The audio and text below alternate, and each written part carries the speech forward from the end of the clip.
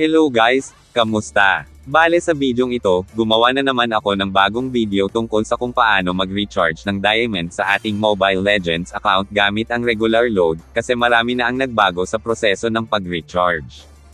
At need talaga nating mag-recharge ng diamonds para sa promo diamonds ni Monton.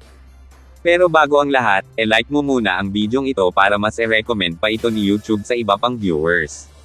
Bale ito pala ang aking Mobile Legends account, at mayroon lamang akong 1 diamond. So, ngayon magsimula na tayo. I-home mo lang ang iyong phone. Punta ka sa Google, Chrome o di kaya'y sa Safari. I-search mo ang CodeShop. Hanapin at i-click lang ang CodeShop guys at matik dadalhin na kayo sa store nila.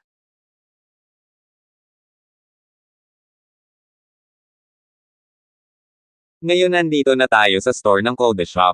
Scroll up at hanapin lang ang Mobile Legends, tapos i-click lang ito. Dito sa number 1, ilagay lang ang iyong ML ID at server. Sa mga hindi alam kung paano makita ang ML ID at server, open nyo lang ang ML account nyo at punta kayo dito. Yung mahabang numero, yan ang ML ID at ang karugtong na mga numero ay yan ang server mo. Paalala lang, ilagay mo ang iyong ML ID at server, huwag kopyahin ang akin.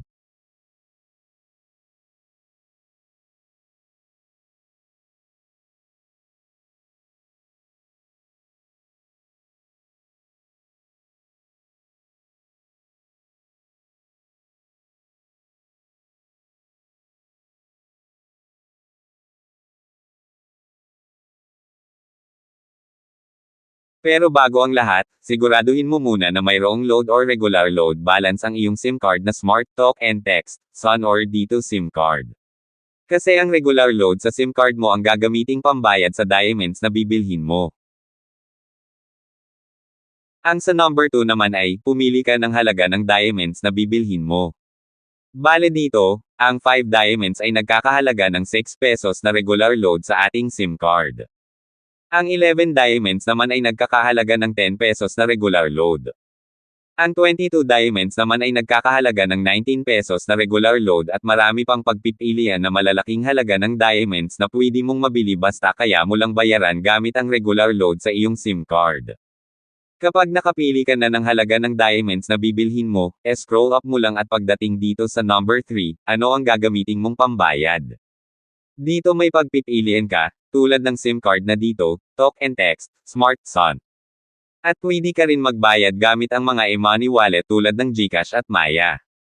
Pero dito ang pipiliin ko ay dito SIM card.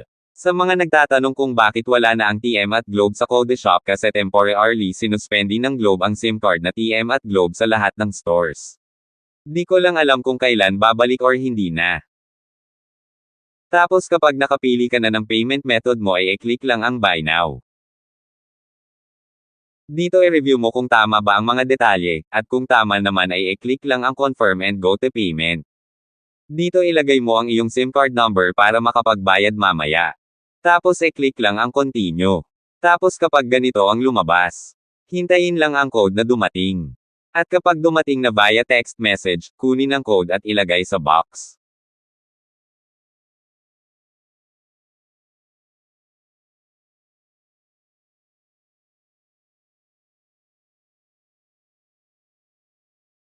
After mailagay sa box, automatic na yan nababawas ang bayad sa iyong SIM card at ayan successful na ang pagbili mo ng diamond sa CodeShop gamit ang regular load sa iyong dito SIM card. Tapos ang next na gagawin ay, i-close mo lahat ng apps.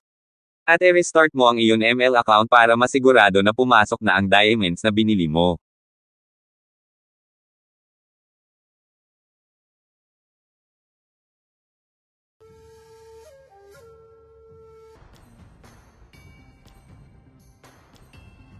At ayan na guys, pumasok na ang 5 diamonds na binili ko. Kanina mayroon lamang akong isang diamond. Ngayon 6 diamonds na. So yan lang sa bidyong ito, palike naman ako para mas i-recommend pa ito ni YouTube sa iba pang viewers. Salamat!